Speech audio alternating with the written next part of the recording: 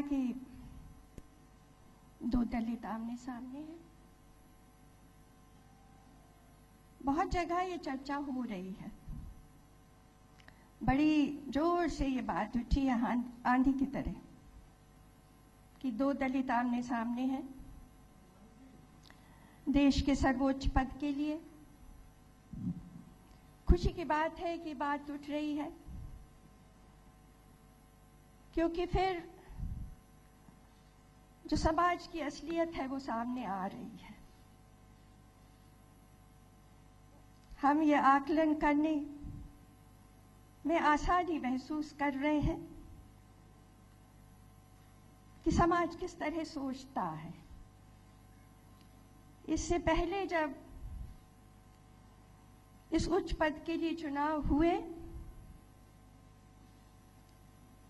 तो उसमें अनेक बार दोनों तरफ से तथाकथित उच्च जाति के प्रत्याशी थे,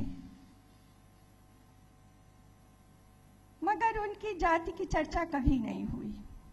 उनके गुणों की, उनकी क्षमता की, उनकी योग्यता की, उनकी उपलब्धियों की चर्चा हुआ करती थी। मुझे याद नहीं है कि कभी उनकी जाति की चर्चा हुआ करती थी।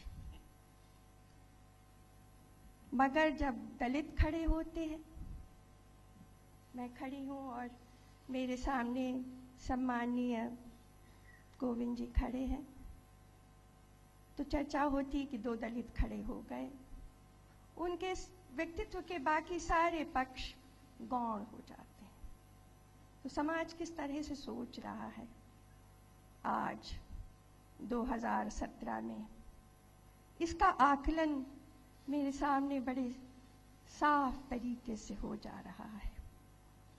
और मैं चाहूंगी कि अब जाति को गठरी में बांध के और जमीन के अंदर बहुत गहरे गाड़ देना चाहिए और हमारे समाज को आगे बढ़ना चाहिए। नीतीश कुमार की आपने बात की, तो इस तरह की बातें राजनीति में हुआ करती हैं, ये कोई नई बात नहीं है और मुझे इसके बारे में क्या करना है उचित समय पर मैं उसका निर्णय लूंगी। मेरे ख्याल से मैंने आपके 5 सवाल के जवाब दे दिए।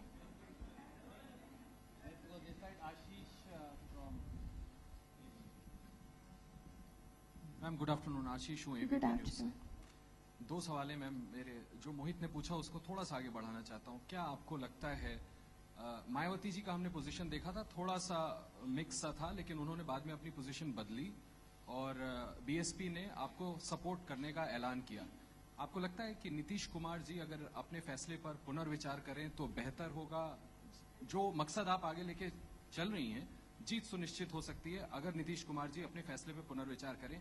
दूसरा मैम छोटा सा सवाल है, हमने देखा विदेश मंत्री सुषमा स्वराज का एक ट्वीट आया आपको लेकर के, हम सब ने प्रेस गैलरी में देखा आप कैसे हाउस को कंडक्ट करती थी। उन्होंने ट्वीट में आप पे आरोप लगाया है कि ये देखो कैसे लोकसभा अध्यक्ष लीडर ऑफ ऑपोजिशन को रोका करती थी। इन दोनों पे अगर आप प्रतिक्रिया दें प्लीज।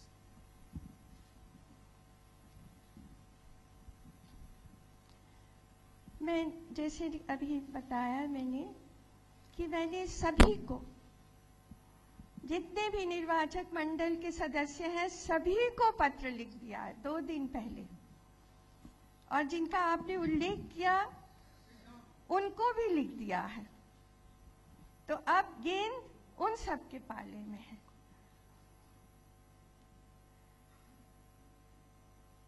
मैं जिस लोकसभा की स्पीकर थी उसके अंतिम सत्र के अंतिम दिन सभी दलों के नेताओं ने अपने अपने समापन भाषण दिए थे, जो कि रिकॉर्ड पर हैं, और सभी ने बिना किसी अपवाद के, सभी ने, चाहे वो प्रतिपक्ष के हो चाहे विपक्ष के हो, सभी ने मेरी कार्यशैली की सराहना की थी। मैं आज भी उनकी कृतज्ञ हूं।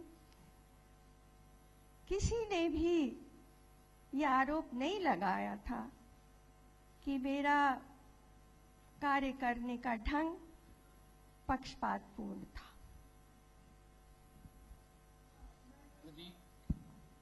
एक मेरा आप सबसे अनुरोध है, एक सवाल ही अगर एक मित्र पूछेंगे तो हम कई दोस्तों को, अगर एक मित्र 5 सवाल पूछेंगे तो फिर कई दोस्तों को मौका नहीं दे पाएंगे।